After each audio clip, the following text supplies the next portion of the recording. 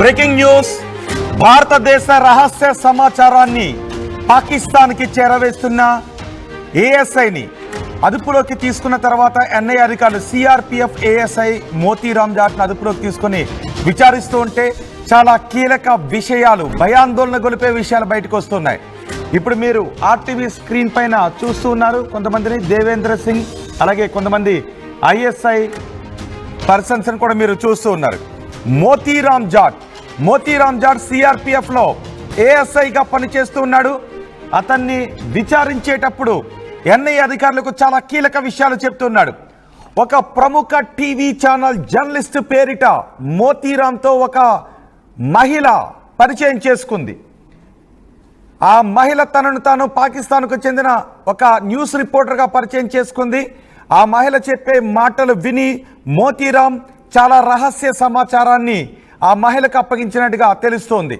ఆ మహిళ ఆ రహస్య సమాచారాన్ని తీసుకుని పాకిస్తాన్ ఐఎస్ఐ ఏజెంట్లకు ఇచ్చింది. ఆ తర్వాత 2 నెలల తర్వాత అదే ఛానల్కు చెందిన జర్నలిస్ట్ అంటూ మోతీరామ్ను కలిశాడు పాకిస్తాన్ ఆర్మీ అధికారి. పెహల్గాం దాడికి సరిగ్గా వారం రోజుల ముందు వరకు ఈ మోతీరామ్ జాట్ పెహల్గాంలోనే ఉద్యోగ విధులు నిర్వహించినట్టుగా తెలుస్తోంది. వారం రోజుల ముందు వరకు కూడా, అంటే అక్కడున్న సమాచారాన్ని అంతా కూడా, పెహల్గాంలో ఉన్న సమాచారాన్ని పూర్తిగా ఈ మోతీరామ్ జాట్ పాకిస్తాన్ ఉగ్రవాదులకు అందజేశాడు. పాకిస్తాన్ ఉగ్రవాదులు జర్నలిస్టుల పేరుతో ఇక్కడ సిఆర్పిఎఫ్ ఏఎస్ఐతో పాటు మరికొంతమందితో వాళ్ళు మాట్లాడి ఇక్కడి సమాచారాన్ని ఐఎస్ఐకి చేరవేస్తూ ఉన్నారు. సో ఇలా నిజానికి ఒకటి, అసలు పాకిస్తాన్కు చెందిన వ్యక్తులు అనగానే వాళ్లతో ఏ విషయమైనా షేర్ చేసుకోవటం మంచిది కాదు.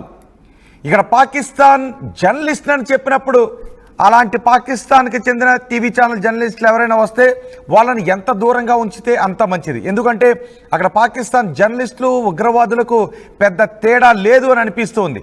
ఒక మహిళ తనను జర్నలిస్ట్ అని చెప్పుకొని ఈ సిఆర్పిఎఫ్ ఏఎస్ఐ మోతీరామ్ జాట్తో మాటలు కలిపి అతనితో సాన్నిహితంగా ఉంటూ చాలా దేశ రహస్య సమాచారాన్ని సేకరించి పాకిస్తాన్కు చేరవేసింది. ఎన్ఐ అధికారులు మోతీరామ్ను ప్రశ్నించే కొద్దీ చాలా సంచలన విషయాలు, భయాందోళన గొలిపే విషయాలే బయటకు వస్తూ ఉన్నాయి. ఇంకా ఎంతమంది ఇలాంటి మోతీరామ్ జాట్లు ఇంకా ఎంతమంది మన సిఆర్పిఎఫ్లో ఉన్నారో, లేదంటే భద్రత సంబంధించిన విషయాలను చూస్తూ ఉన్నారో, వాళ్ళు ఎంతమంది పాకిస్తాన్తో టచ్లో ఉన్నారో అనే విషయం కూడా ఇప్పుడు భయాందోళన వ్యక్తమవుతుంది. మా ప్రతినిధి సచిన్ ఉన్నారు పూర్తి సమాచారం అందించడానికి. సచిన్, ఇప్పటికే దేశంలో చాలా చోట్ల ఉగ్రవాదుల కదలికలు బయటకు వస్తున్నాయి. ఉగ్రవాదులను అరెస్ట్ చేస్తూ ఉన్నారు. తెలుగు రాష్ట్రాల్లో కూడా ఉగ్రవాదులను అరెస్ట్ చేస్తున్నారు. అదే సమయంలో మోతీరామ్ జాట్ సిఆర్పిఎఫ్లో ఏఎస్ఐగా పనిచేస్తూ రహస్య సమాచారాన్ని పాకిస్తాన్కి అందజేశాడు. ఆ కేసులో అరెస్ట్ అయ్యాడు. పాకిస్తాన్కు చెందిన వ్యక్తులు, పాకిస్తాన్కు చెందిన ఐఎస్ఐ ఏజెంట్లు జర్నలిస్టుల ముసుగులో ఇక్కడికి వచ్చి మన అధికారులతో మాట్లాడుతున్నారనే విషయాలు, భయంకరమైన విషయాలు బయటకు వస్తున్నాయి. సో ఇలాంటి వాళ్ళు ఇంకా ఎంతమంది ఉండే అవకాశం ఉంది? ఇంకా ఎంత రహస్య సమాచారాన్ని బహుశా వీళ్ళ ద్వారా పాకిస్తాన్కు చేరవేసి ఉండొచ్చు? ఈ విషయాలు తెలుస్తూ ఉంటే ఎంత భయాన్ని గొలుపుతుంది? రోహిత్, ఇక్కడ చాలా డెలికేటెడ్ ఇన్ఫర్మేషన్, చాలా కీలకమైన ఇన్ఫర్మేషన్ చేరవేసినట్టుగా తెలుస్తోంది. అది కూడా 2023 నుంచి అనేది ఆందోళన కలిగిస్తున్న అంశం. మరి ముఖ్యంగా హోంమంత్రి అమిత్ షా పర్యటన కావచ్చు, లేకపోతే దాంతో పాటు మరికొన్ని ఘటనలకు సంబంధించి కావచ్చు, కీ ఇన్ఫర్మేషన్ ని షేర్ చేస్తున్నవాడు. అసలు ఎలా జరిగిన అంశానికి సంబంధించి పోలీసులు ఇన్వెస్టిగేషన్ స్టార్ట్ చేయడం మొదలుపెట్టారు పూర్తి స్థాయిలో. అది కూడా ఈ వ్యక్తిని పట్టుకునే ముందు 2-3 వారాలు ఏకంగా కీలకమైన ఫోకస్ పెట్టారు. అంటే కన్నేసి ఉంచారు, నిఘాని పూర్తిగా ఫోకస్ చేశారు. ఆ క్రమంలోనే 2-3 రోజులు నిఘా పెట్టిన తర్వాత ఇతగాడు వ్యవహారం బయటపడింది. పెహల్గాం ఘటనకి కొద్ది రోజుల ముందు ఇతగాడు ఢిల్లీకి ట్రాన్స్ఫర్ అయినట్టుగా తెలుస్తోంది. ఆ ఢిల్లీకి ట్రాన్స్ఫర్ అయిన తర్వాత కూడా కీలకమైన ఇన్ఫర్మేషన్ ని వాళ్ళకి పంపించేవాడు.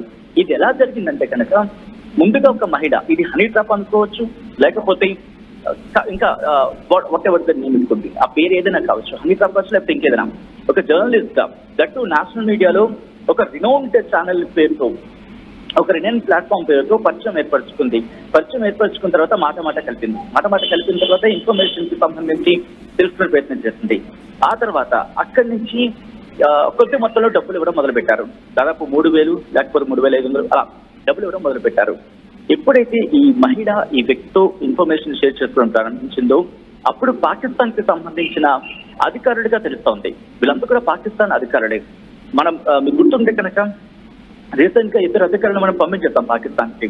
వీళ్ళు దీంట్లో కీలకమైన భాగస్వాముల అనే కోణంలో ప్రస్తుతం దర్యాప్తు జరుగుతుంది. But coming back to the subject, ఇలా ఒకరి తర్వాత ఒకరిని అంటే ఆ పాకిస్తాన్ కి సంబంధించిన అధికారి జర్నలిస్ట్ రూపంలో ఇక్కడ మళ్ళీ కనెక్ట్ అయ్యాడు. అప్పుడు దాదాపుగా 12,000 రూపాయలను నెలకు అడిషనల్ గా పంపించేవారు అనేది జాతీయ మీడియా కథనం పేర్కొంది. ఇది సంచలనంగా మారింది. ఈ వ్యక్తి ఇక్కడతో ఆగలేదు.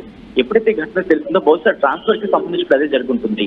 అప్పుడు ఢిల్లీకి పంపించిన తర్వాత కూడా ఢిల్లీ నుంచి కూడా ఇన్ఫర్మేషన్ పాస్ చేసేవాడు. ఇంట్రెస్టింగ్ ఏంటంటే తను వాళ్ళతో చేసిన చాట్ కావచ్చు, లేకపోతే ఫోన్ కాల్ కావచ్చు, షేరింగ్ కావచ్చు, ఇవేవి తన హిస్టరీ డిలీట్ చేయలేదు. ప్రస్తుతం హిస్టరీని రిట్రైవ్ చేసే ప్రయత్నం చేస్తున్నారు ఇంకా కూడా. అంటే ఇంకెవరా ఉందా అని చెప్పి ఇక్కడ మనకి పహల్గామ్ సంబంధించి ఆపరేషన్ సింధూర్ ప్రారంభంలో అప్పుడు కూడా మినిస్టర్ ఆఫ్ ఎక్స్టర్నల్ అఫైర్స్ కావచ్చు, లేకపోతే భారత ప్రభుత్వం మాట చెప్పుకొచ్చింది.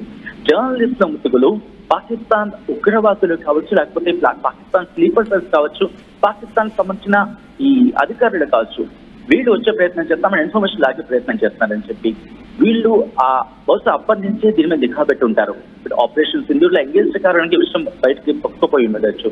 బట్ అప్పటి నుంచి నిఘా పెట్టిన తర్వాత ఒక్కొక్కరిని కూడా అసలు ఇంతకీ వీళ్ళకి కాంటాక్ట్ లో ఉండింది ఎవరు అనే కొనలో ఇప్పుడు జరుగుతోంది. ఎందుకంటే జర్నలిస్ట్ ముసుగులో వచ్చిన అమ్మాయికి సంబంధించి ఇక్కడ ఎలా ప్లేస్మెంట్ వచ్చింది, అసలు ఇక్కడ ఎలా ఉండింది, ఎవరు తీసుకొచ్చారు, ఎవరు కాంటాక్ట్ చేయించారు, ఎవరెవరితో కాంటాక్ట్ లో ఉండింది, at the same time Danish తో ఏమైనా కాంటాక్ట్ లో ఉండిందా, డానిష్ తో పాటు ఇంకొక అధికారికి సంబంధించిన విధంగా మనం పాకిస్తాన్ కి నాన్ క్రెడిట్ కింద పంపించేద్దాం. వీళ్ళకి ఎటువంటి కాంటాక్ట్ ఉంది. ఇప్పుడు ఇది కనుక బయటపడితే మరికొంతమంది పాకిస్తాన్ అధికారులు అంటే ఇక్కడ ఎంబసీలో ఉండే పాకిస్తాన్ కి సంబంధించిన అధికారుల మీద కూడా బహుశా మళ్ళీ ఫోకస్ అయ్యే అవకాశం ఉంది. దీంతో పాటు ఈ వ్యక్తి ద్వారా, ఎందుకంటే కీలకమైన ఇప్పటికీ సస్పెండ్ చేశారు, జూన్ 6 వరకు కూడా కస్టడీ విధించిన పరిస్థితి ఉంది. ఇక్కడ స్పెషల్ టీం ఎప్పుడైతే ఇన్వెస్టిగేషన్ స్టార్ట్ చేస్తుందో ఇది బియాండ్ ఉంది.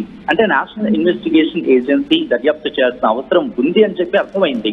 అప్పుడు పూర్తిగా నేషనల్ ఇన్వెస్టిగేషన్ ఏజెన్సీ రంగంలోకి దిగిన తర్వాత అతగాడి డేటాని చూస్తున్నప్పుడు విస్తుపోయే నిజాలు బయటకు వస్తున్నాయి.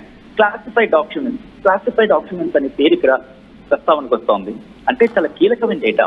ఎటువంటి కీలకమైన డేటా? ఇటు హోంమంత్రి అమిత్ షా కావచ్చు, లేకపోతే సిఆర్పిఎఫ్ కి సంబంధించి కావచ్చు, భద్రతా ఏర్పాట్లు కావచ్చు.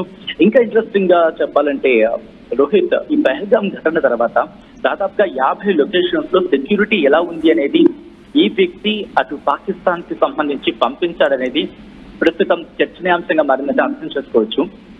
ఈ ఘటన తర్వాత కూడా ఎటువంటి బెంగా లేకుండా, ఎటువంటి ఆందోళన లేకుండా, ఎటువంటి భయం లేకుండా మన గుట్టుని వాళ్ళ చేతిలో పెట్టే ప్రయత్నం చేశాడు.